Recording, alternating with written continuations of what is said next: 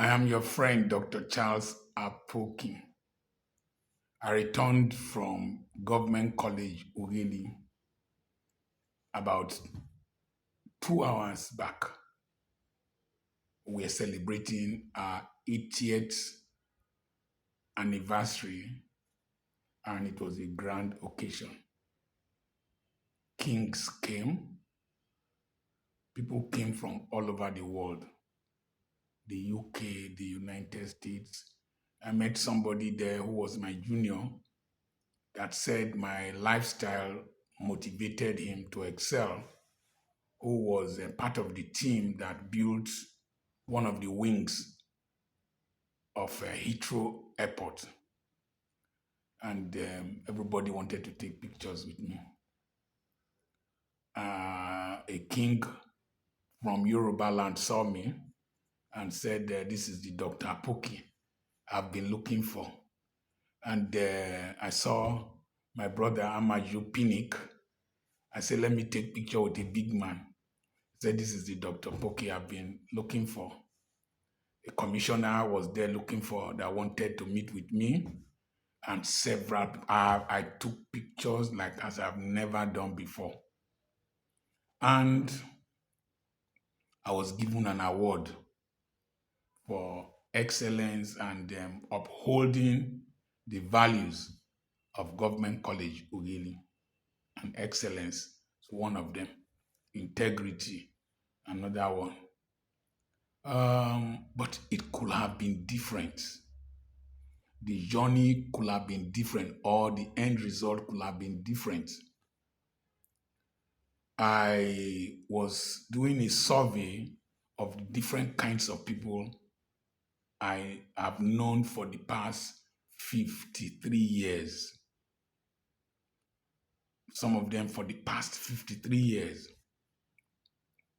I saw the ones that have attained great success, multi-millionaires, those who have reached high ranks in the military, navy, all kinds of endeavors. But I also saw those who were struggling with life, and those who seemed to have given up. So two friends, close friends, classmates. One had retired as a medical doctor. The other one was looking very haggard. And I knew it was the grace of God. My own race could have been different. So I was trying to analyze some of the possibilities that happened. Number one, the first 15, 16 to 17 years of your life are very important. That's when you will be leaving secondary school.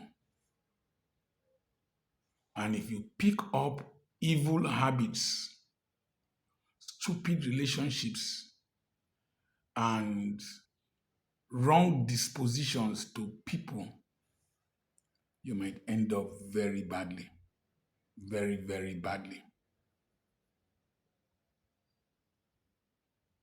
I know that people have misfortunes, but a great percentage of the time, lack of intentionality and the refusal to exert your brain. Your brain is still fresh. You don't have much you are thinking about. The inability to exert your brain to produce good academic results matters a great deal. I was put under some academic pressure by my parents. In primary 5, they had bought common entrance form for me. And I did. And I passed. But there was no money, so they told me to redo to do primary six. I did primary six. First one in primary five, I didn't pass it to government college Ugili. So primary six, I was better. So I passed into government college Ugili. It had been impressed on me that I was going to be a medical doctor from the age of 10. The next thing was that I had good friends who were brilliant, who were the top of the class, that stimulated me to also want to excel. Another thing, the pressure came when I was in class 4, the penultimate year. My mother bought GCE forms for me in primary 4. So I read for GCE. I passed, but failed English. I had credits, but I failed English language exam. So I did it again. By the time I was doing it, I was much better. And I made how many A's? A in physics, A in chemistry, A in biology, A in geography, A in economics, a C in literature, and other ones like that. But the focus on academics helped me. The other thing was that my going to federal government college Warri enabled me to see another class of people from different backgrounds and academic excellence. The aspiration to make aggregate 6 or maximum of 10 among the students at FGC Warri was common. And then to have A in physics, A in chemistry, A in biology, A in general paper was common. So I stretched myself to become more competitive.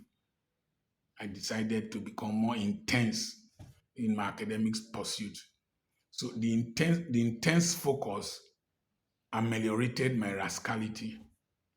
Seeing people who were from good backgrounds, who were intentional in the pursuit of academic excellence, helped me to realize that the primitive background I was coming from in the ghetto was not another option. And then I had friends who were focused, and that helped me not to get lost. But God had mercy upon me. I could have wasted away when I was teaching, impregnated one lousy girl, or gone into alcoholism. They were there. They were available. They were there. My mother was selling alcohol. They were there. But God helped me. And then we finished university. I was working as a medical doctor. Then my stay in Igbo land further focused and sharpened my life. But I decided to stop practicing medicine at 40, came to Gili, started church. I left church to give it out, started school with my wife. I got to a point, I left that, and what you are seeing now, I started doing. So there was a restlessness in my spirit pursuing today. And I put in all my energy into what I'm doing. I don't care what you think. I don't care what you say. And today, on that field, I took several pictures. I did videos with all kinds of people. In fact, in the last 1 year, I've taken pictures more than the whole of my lifetime with people. I also feel I was exaggerating, that I've taken more pictures with people than the whole of my village, my community have taken. Take picture with me. Oh, Dr. Apoki, take picture with me. I took picture with kings. Took picture with Amaju Pinnick. Took picture with this, with that, with Modi Africa. Took picture with my seniors. Took picture with prominent citizens. And I was called upon and given an award. It could have been different because life is like Lagos. If you miss where you are supposed to turn and you turn in the wrong turning, your life is gone. If you impregnate the wrong girl, if you meet the wrong friends, one wrong decision,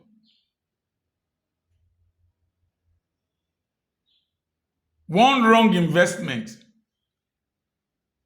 and then one disaster can just stagnate you if you decide to succumb to that disaster. I've had a lot of issues in life, but the desire to excel and to press on towards the mark of higher calling has always been uppermost in my mind and my focus and my drive. The desire to express myself and to be able to analyze issues intelligently led me to go and read the social sciences, led me into being part of the debating society in the University of Ibadan. The team debated for the College of Medicine, Alexander Brown Hall, won the inter-hall debate trophy, made me to read and read and read. When I see people celebrating what they are seeing manifest in my life, these things have been there. They've been there, but there was no platform. There was no push. COVID-19 provided the push. The lockdown provided the push. There were no other alternatives. Sometimes don't complain when things go wrong. There were no other alternatives. So I went to the farm. It is not where you start that matters. It is not what you started with that matters. It is the mindset that matters. And I was doing the videos in the farm. Listen, I had a lot of criticisms, a lot of people talking down on me, but I was consistent. The road to success, greatness, self-actualization, there are different roads. My schoolmate in the College of Medicine came with very beautiful machine that can, it's like hospital in the box. You do lab results and everything, sent by email to the referral hospital from New York. It's an associate professor, brilliant man. Came with a medication that men were queuing for to collect to go beyond financial orgasm, and they said it worked. Different people came with different degrees of excellence. Engineers, surveyors, lawyers, but it's just this thing I'm doing here that has brought me to the limelight. They gave me an award. And I've been thinking, we all can hear different instructions. Let's act on them. Remember my 8 eyes: inspiration, instruction, information, intuition, instincts, impartation, influence. I think I've forgotten one. Once you walk, you are able to harness these 8 eyes, you will do well. But one thing I realized as I was meditating is that if you can have a strong desire to be of a blessing to humanity, let the desire be intense enough you will break the barrier of the usual normal life. You will break into a realm where the Spirit of God will be interfacing with your thoughts. That's where the Spirit of God will help you pray without your understanding, will just be groaning, things that you cannot express. And you get into a realm when your prayer will be at the speed of thought. You also break into a realm where the environment, remember my lecture on panpsychism, where the environment rearranges itself, organizes itself, synchronizes with you to make that intense desire to be a blessing to humanity come to pass. Every day I wake up, it is what next can I use to change somebody's life? And as I was going with the sponsor of my radio program, Salimo Wiz Foundation President, we were meeting different people. Your program has been a blessing. Your YouTube channel has been a blessing. That is what I think about every day. What I will eat is not my problem. What I will wear is not my problem. These things are now added unto me. Just how can I be a blessing? When you can grow into that realm, it is a realm where nature and everything arranges to help you to succeed. I remain Dr. Charles Apoki. We have a webinar coming up 7th and 8th of February. You know, February is short. 7th and 8th of February. Overcoming frustrations, stagnation in marriage, life, ministry, and business. Send a message to +234 80 21 21 92 62. He's also my real estate representative in Abuja. When you send him a message, he will link me up with you and we can talk business. But register for the webinar with that number +234 80 21 21 92 62. Somebody called me that she likes my videos, she watches them every day, but that she has not subscribed. Please subscribe.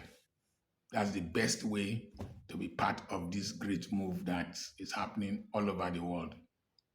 God bless you. I am Dr. Charles Apoki.